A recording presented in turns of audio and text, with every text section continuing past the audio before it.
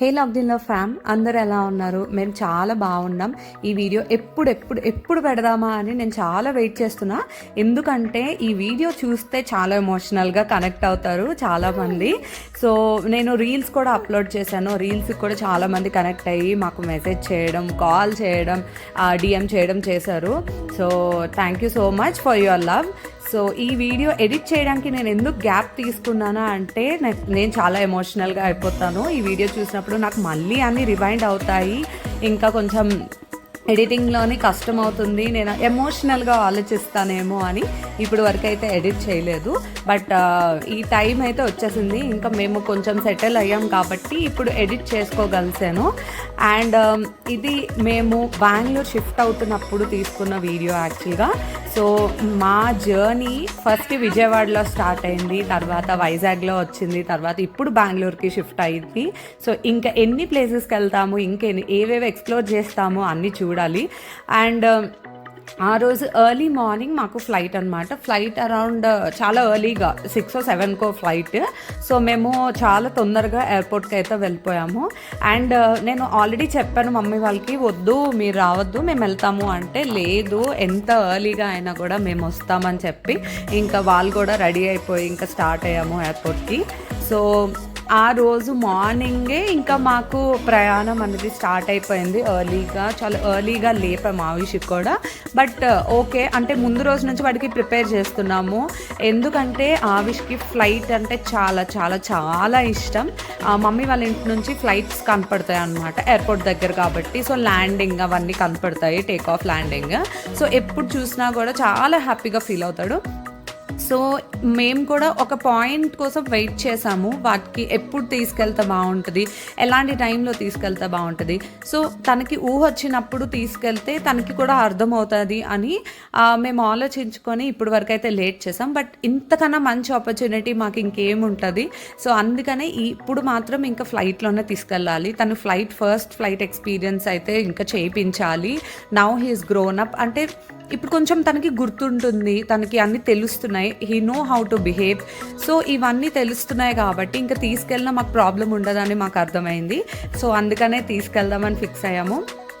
And ఈ video ఎందుకు ఇంత ఎమోషనల్ అంటే, వన్ థింగ్ ఏంటంటే పేరెంట్స్కి దూరంగా నాకు ఇప్పుడు ఇంకా పెళ్ళైనట్టు అనిపిస్తుంది. ఎందుకంటే ఈ 3 years of my married life కూడా నేను మమ్మీ వాళ్ళతో ఉన్నట్టుగా అయిపోయింది.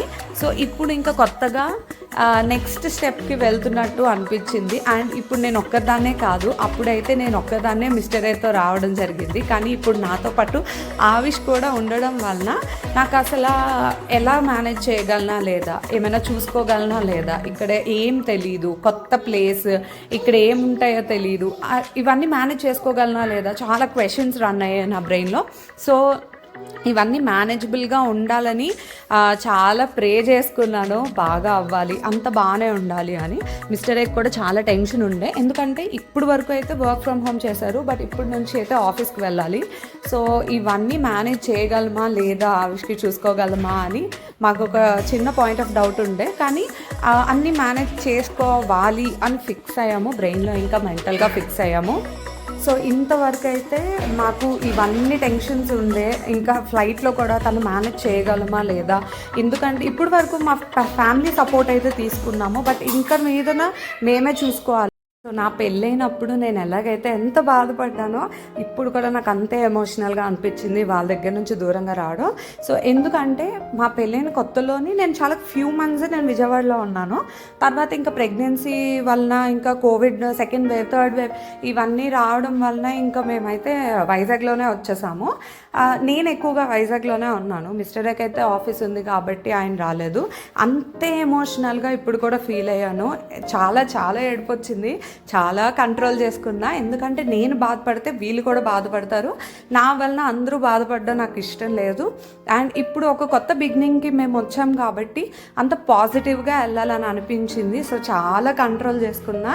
2-3 days నుంచి ఇదే మైండ్లో తిరిగింది, ఇంకా వెళ్ళిపోతున్నాము, ఇక మీదట ఎక్కువ రోజులు ఉండడానికి కూడా రాలేను, చాలా కంజెస్టెడ్గా అయిపోద్ది టైం కూడా. ఎందుకంటే అవి స్కూల్ కూడా జాయిన్ అయిపోయాడు, మిస్టర్ ఏ ఆఫీస్కి వెళ్తారు. సో ఇవన్నీ మేనేజ్ చేసుకొని నేను రావాలి వైజాగ్. దానికన్నా నేను చాలా తక్కువ టైమ్స్ వెళ్తాను. అవన్నీ నాకు ఇంకా మైండ్లోకి వచ్చేసి చాలా బాధగా అనిపించింది. But at the same time కొత్త ప్లేస్ ఎక్స్ప్లోర్ చేస్తానని ఒక చిన్న హ్యాపీనెస్ కూడా అనిపించింది.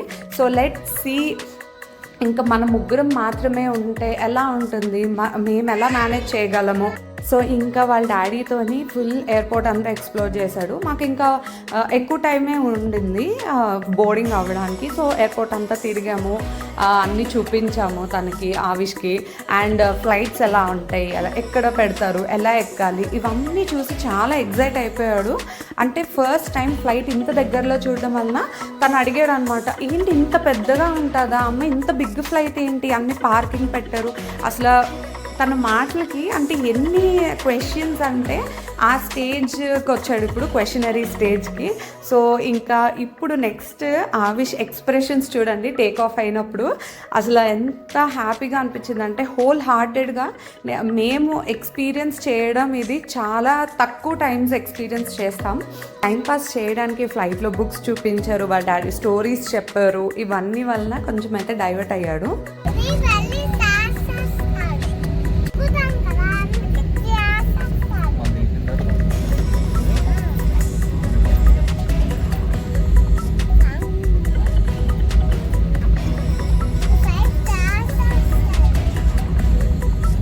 హ్యాడ్ హిస్ బెస్ట్ టైం అనమాట. First time flight best time experience చేశాడు.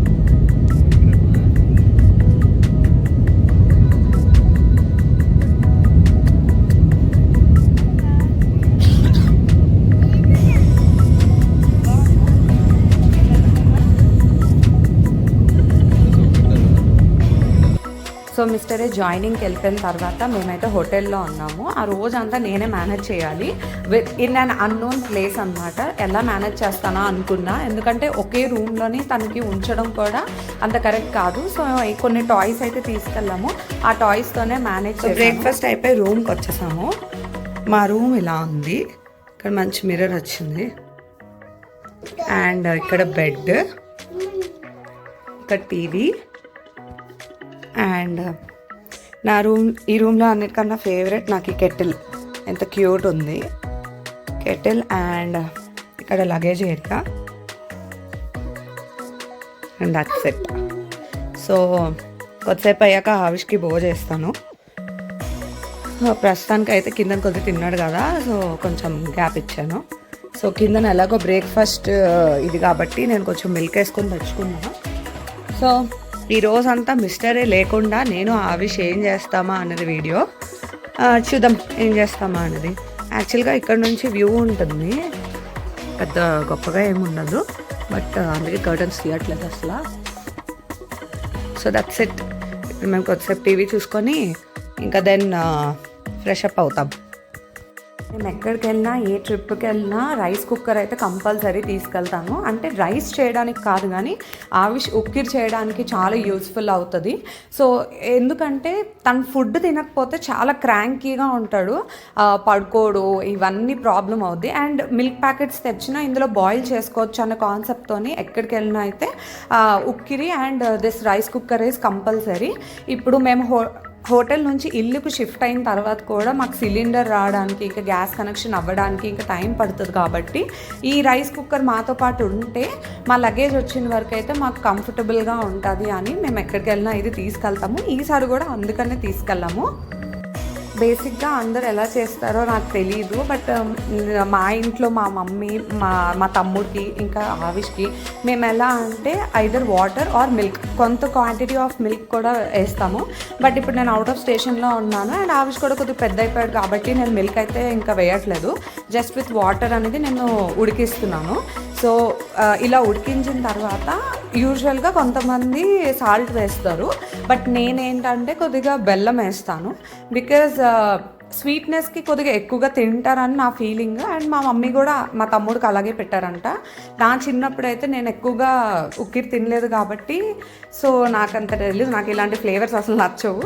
సో ఆవిష్కి అయితే నేను బెల్లం వేసి పెడతాను. ఈ హోటల్లోని బెల్లము ఇవన్నీ దొరుకుతాయా లేదా అని చెప్పి ఇంకా షుగర్ అయితే పెట్టేసాను, ఎందుకంటే షుగర్లో ఎక్కువ స్వీట్నెస్ ఉంటుంది కాబట్టి కొంచెం త్వరగా తినేస్తారు. ఇంకా బెల్లం అంటే కొద్దిగా లేట్ పడుతుంది, టైం పడుతుంది అని చెప్పి అక్కడున్న షుగరే వేసేసాను. నేనైతే సపరేట్గా ఏం తీసుకెళ్ళలేదు. వన్స్ ఇంకా ఉక్కిరి ఫుడ్ రెడీ అయిన తర్వాత నా కష్టాలు చూడాలి. వాడికి తినిపించడానికి ఎన్ని స్టోరీస్ చెప్పాలంటే ఇంకా ఒకసారి చెప్పింది ఇంకోసారి వద్దు, కొత్తగా స్టోరీస్ చెప్తూ రైమ్స్ చెప్తూ ఏదో ఒకటి మాట్లాడుతూ వాడికైతే తినిపించాలి. ఇక్కడ చూడండి నా కష్టాలు, ఇక్కడ తిరిగి అక్కడ తిరిగి ఏదో ఒకటి చెప్పి మొత్తానికైతే తినిపించేశాను. ఈవినింగ్ నేను ఆవిష్ ఏదైనా స్నాక్స్ తిందామని ఈ సూపర్ మార్కెట్కి అయితే వచ్చాం. సో ఇక్కడ మోమోస్ కనిపిస్తే వెజ్ మోమోస్ చెప్పా, ఇది తీసుకొని ఇంకా రూమ్కి వెళ్ళి తింటాం. పార్సల్ అయితే చెప్పాను. ఇది అక్కడ ఐడెన్ అని కనిపిస్తుంది కదా, అది మేము ఉన్న హోటల్. సో హోటల్కి ఆపోజిట్లోనే ఈ సూపర్ మార్కెట్ ఉంది. సో ఇక్కడికి వచ్చాం. ఈరోజైతే ఆవిష్కి స్కూల్ జాయిన్ చేద్దామని స్కూల్ చూడటానికి వెళ్తున్నాం. నేను ఆవిష్ వెళ్తున్నాం. యాక్చువల్గా స్కూల్ మేము ఉండే హోటల్ దగ్గరలోనే ఉంది. సో మేము హోటల్ కూడా ఇంటి దగ్గరలో తీసుకున్నాం కాబట్టి సో ఇదే బాగుంటుందని అనుకుంటున్నాం. మా ఇంటి దగ్గరలో ఇంకేం స్కూల్స్ లేవు. ఇంకా హోటల్లో ఉన్నప్పుడే 2-3 డేస్ మిస్టర్ ఏ ఆఫీస్కి వెళ్ళారు. సో ఆ టైం ఎందుకు వేస్ట్ చేయాలని ఆ చుట్టుపక్కల ఉన్న స్కూల్స్ అన్నీ చూశాను. స్కూల్స్ చూసి అప్పుడే ఫిక్స్ అయిపోయాము ఏ స్కూల్లో పెట్టాలి, అడ్మిషన్ కూడా తీసేసుకుందాము అని అనుకున్నాము. సో ఇవన్నీ అయ్యాయి ఆ 1 వీక్లోని. సో ఆవిష్కి the best first flight experience ఇచ్చామని అనుకుంటున్నాము. అండ్ అక్కడున్న ఒక 3-4 డేస్ అక్కడ వీకెండ్ పడింది. సో మేము ఇంకా మాల్ ఆఫ్ ఏషియా అవి అన్నీ చూసాము. సో అక్కడ పిక్చర్స్ కూడా కొన్ని యాడ్ చేస్తున్నాను. సో ఇలా అయింది మా ట్రిప్ అంతా. కొన్ని పిక్చర్స్, కొన్ని ఎమోషనల్ థింగ్స్ ఇవన్నీ ఇంక్లూడ్ అయి ఉన్నాయి. And don't forget to like, share and subscribe to love దిన్నా. బాయ్.